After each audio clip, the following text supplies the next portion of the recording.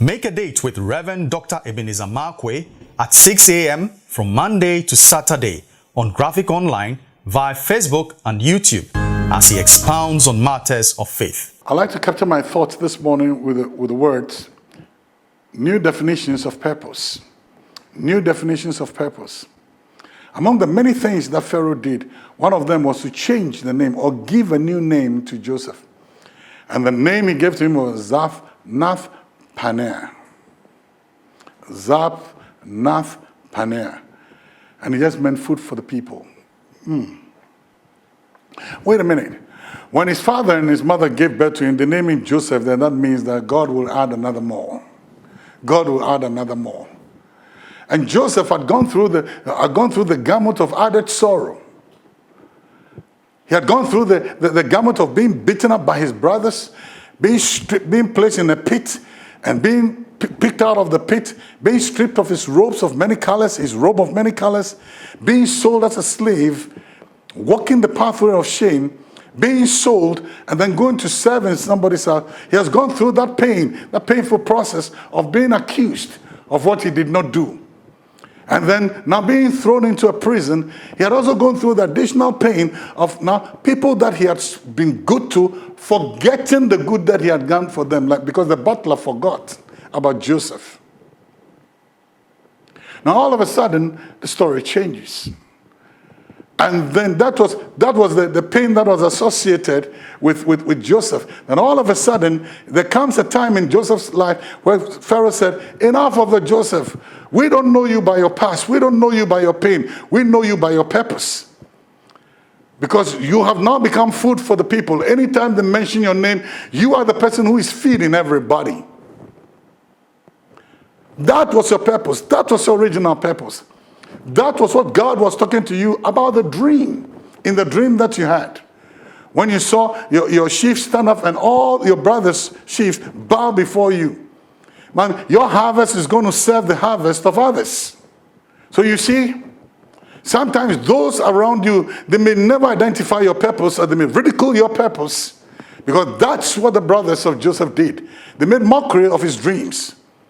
But sometimes those who are without your walls, those are the people who are going to know and celebrate you.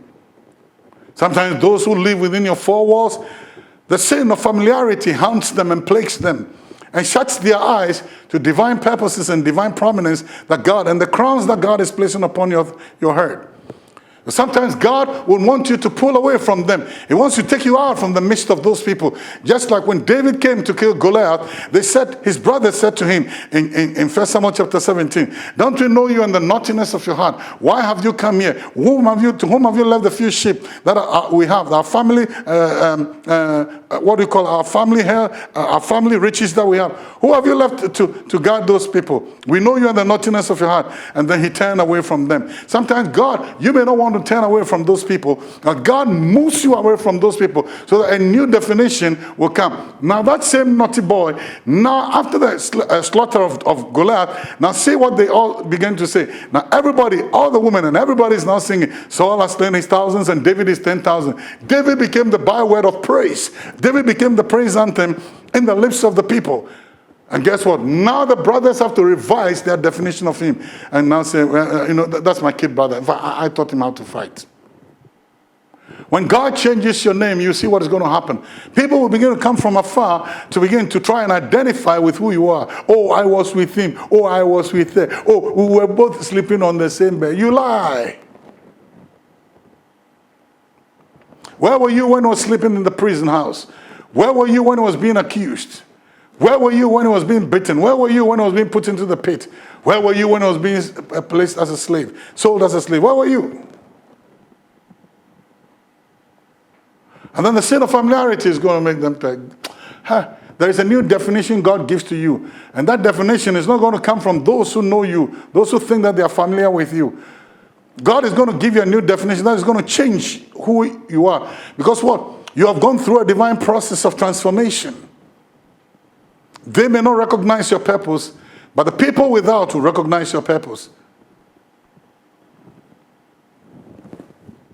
They will recognize your purpose.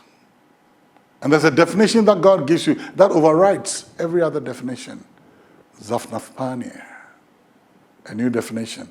I believe you are ready to be a recipient of a new name, a new definition. We'll see you later. Please visit our website, graphic.com.gh, or follow us on Facebook at Daily Graphic and on YouTube and Twitter at GraphicGH. Subscribe now.